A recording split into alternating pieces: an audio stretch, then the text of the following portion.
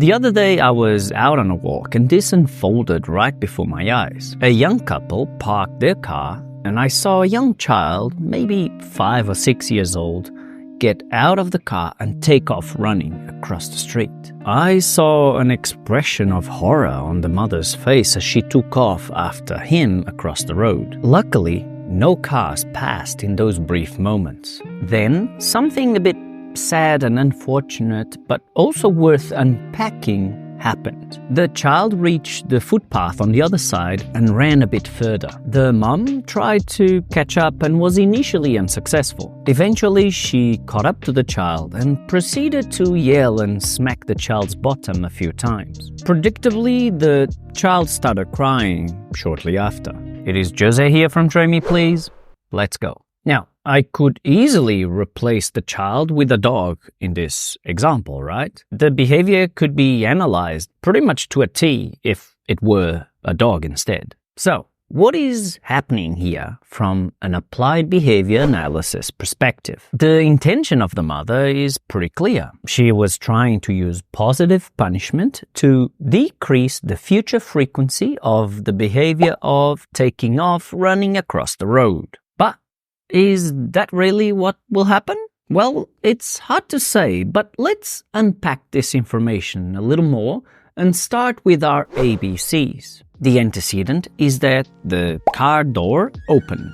The behavior is that the child ran across the street. Now, the consequence is where it gets a bit tricky. Is the consequence the yelling and physical correction from the mom?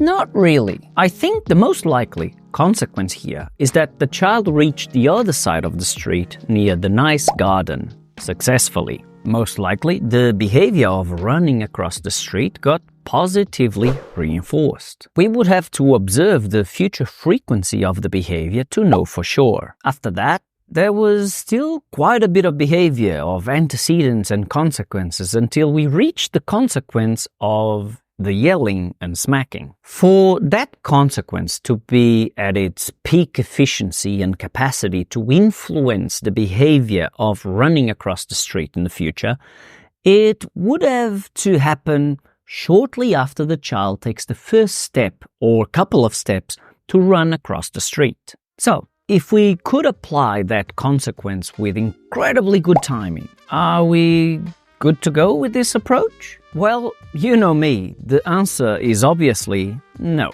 We need to look at our antecedent arrangement and always aim to avoid positive punishment at all costs when other less emotionally loaded options are available. We need to look at what we can do to the environment or situation so that the child doesn't even feel compelled to show that behavior in the first place. Locking the back doors or being really careful about how we open them is one option. That's where my brain goes first. How can I make the process of getting the child or dog out of the car safely using management? If we are carrying bags and other items, as was the case in this situation I witnessed, we might need to do one thing at a time. Or we can even be pretty creative about it. I will get to that in just a second. But first, could you please click the like button below so that more people can find this content? Cute photo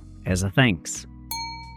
With older children, we could potentially teach them to target a sticker on the side of the car with their hands while we pick up the bags and other items we are carrying. If you teach this in advance and make it a fun game for them, this could become highly effective. You obviously need to positively reinforce this behavior both in the teaching phase and later on when you start implementing it in the real world. This elegant solution has the added bonus of having them right there near you, where a clean behavior loop with great timing is easier to achieve.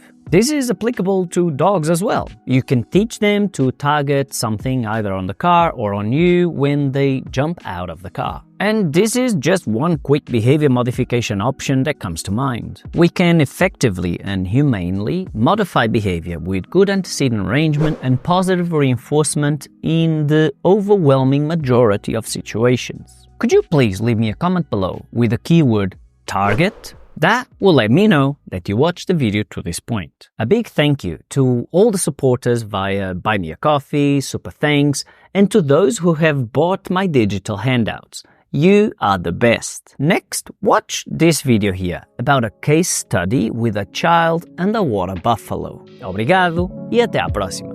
Tchau.